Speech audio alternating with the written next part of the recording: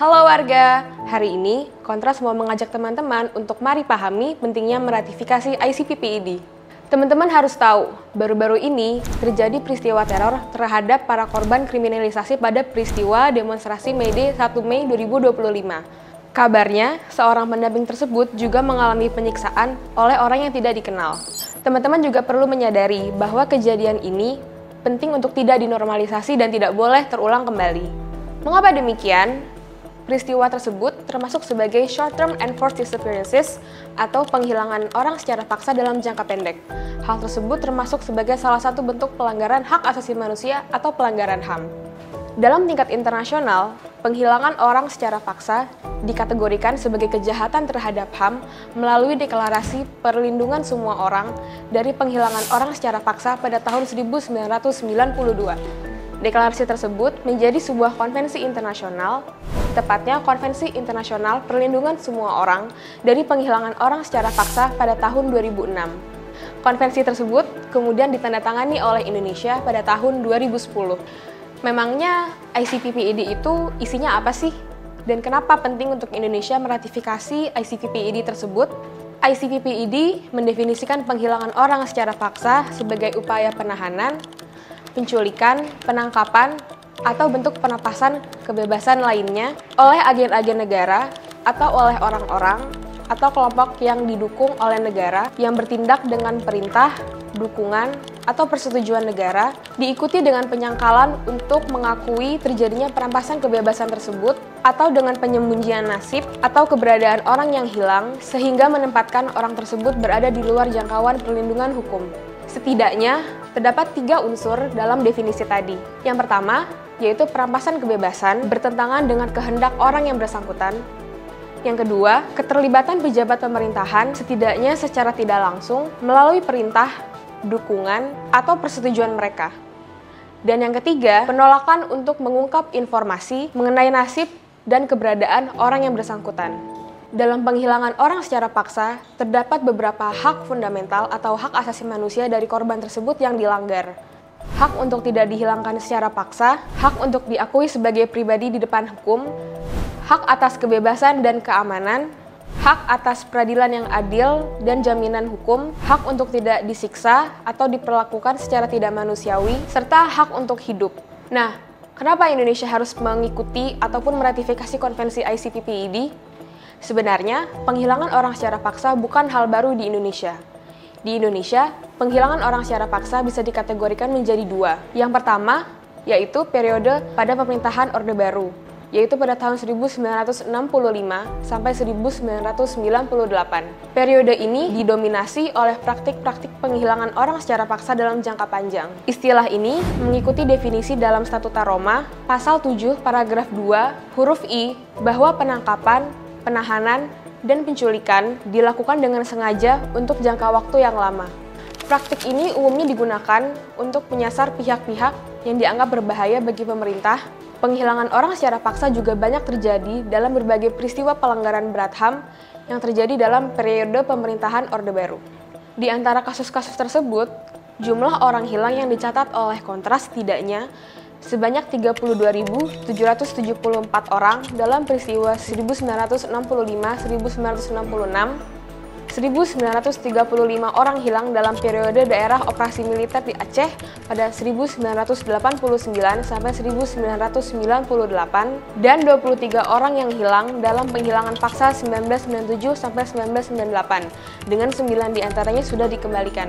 Penghilangan orang secara paksa juga terjadi dalam kasus-kasus lain seperti penembakan misterius 1982 sampai 1985, peristiwa Tanjung Priuk 1984, dan peristiwa Talang Sari 1989. Kedua, pada periode setelah reformasi 1998 yang didominasi oleh penghilangan orang secara paksa dalam jangka pendek atau short-term enforced disappearances.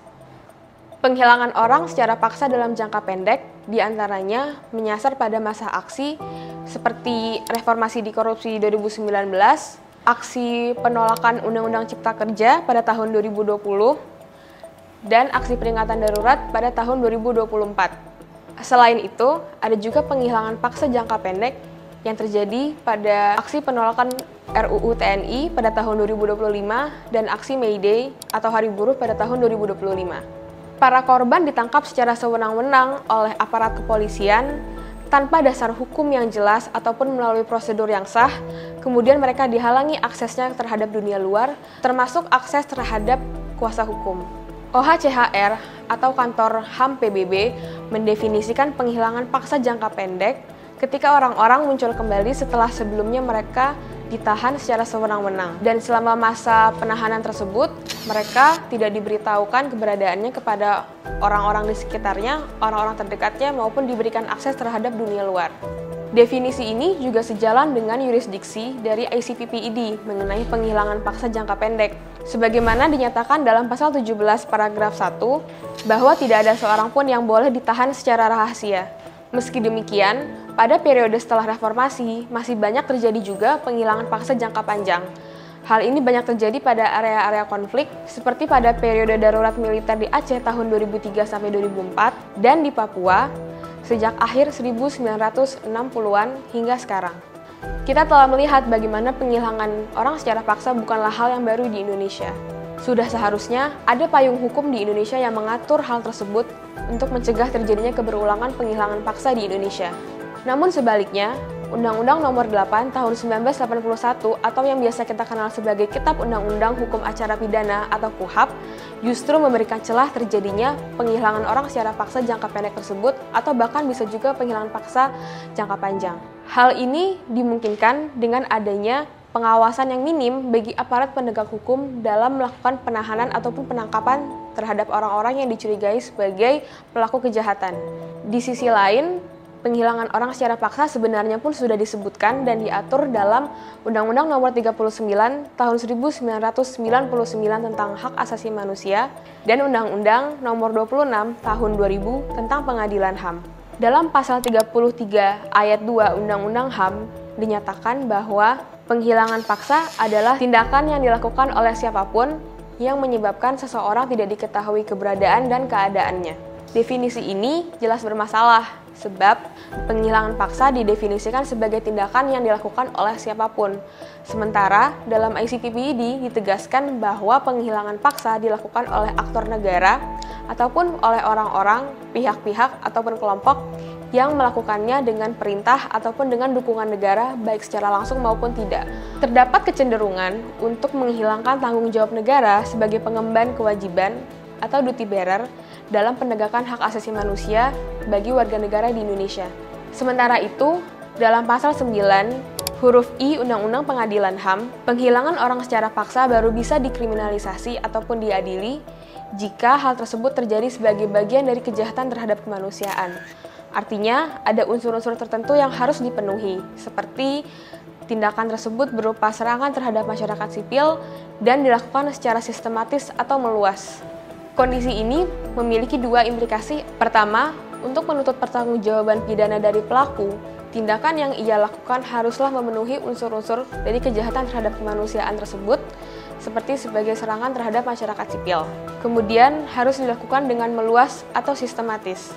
Kedua, peraturan hukum yang sudah ada tidak bisa digunakan untuk menegakkan hukum terhadap penghilangan orang secara paksa yang terjadi dalam jangka pendek. Dengan demikian, Indonesia tidak memiliki peraturan hukum yang secara tegas mengatur mengenai penghilangan orang secara paksa. Hal ini tentu berkontribusi terhadap terus berulangnya penghilangan orang secara paksa sebab ketiadaan mekanisme pencegahan dan penghukuman. Hal yang paling utama dari urgensi ratifikasi ICPPID oleh Indonesia adalah karena Indonesia sudah menandatangani konvensi tersebut pada tahun 2010. Sebagai bentuk komitmen atas konvensi tersebut, sudah sepatutnya Indonesia segera meratifikasinya. Apalagi ICPPID merupakan satu-satunya konvensi internasional HAM yang belum diratifikasi oleh Indonesia. Di Indonesia, ICPPID memiliki dua fungsi, yaitu sebagai mekanisme korektif dan mekanisme preventif. Sebagai mekanisme korektif, ICPPID memberikan kepastian hukum bagi korban dan bagi keluarga korban, seperti misalnya menjamin perlindungan hak sebagai korban dari kejahatan yang dilakukan oleh negara, menjamin status hukum dan keberadaan dari orang yang dihilangkan, menjamin pengembalian hak kemerdekaan korban seperti semula, menjamin perlindungan dan pemulihan keluarga korban atas kerugian-kerugian yang mereka alami. Kemudian, sebagai mekanisme preventif, ICPPED melindungi semua orang dari praktik penghilangan orang secara paksa, seperti misalnya dengan memberi pengakuan bahwa penghilangan orang secara paksa merupakan sebuah tindak pidana serta melanggar hukum dan HAM, menjamin agar penghilangan orang secara paksa tidak berulang dan tidak terjadi lagi di masa yang akan datang. Dengan meratifikasi ICPPED, Indonesia mengintegrasikan penghilangan orang secara paksa dalam peraturan hukum pidana di Indonesia. Hal tersebut memberi kekuatan hukum yang spesifik dan komprehensif mengenai pencegahan dan perlindungan semua orang dari penghilangan orang secara paksa di Indonesia. Terlebih lagi, norma-norma yang terkandung dalam ICPPED tergolong komprehensif.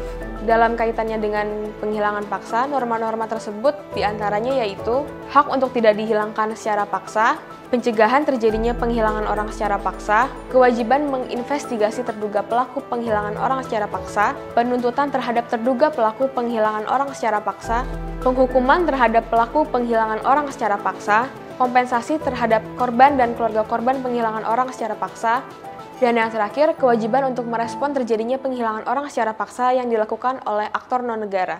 Dari semua hal yang sudah dijelaskan tadi, sudah sepatutnya Indonesia meratifikasi ICPPED. Hal tersebut dapat mencegah terjadinya lagi teror penculikan seperti yang dialami oleh pendamping korban yang sudah disebutkan di awal. Gimana kalau menurut pendapat teman-teman?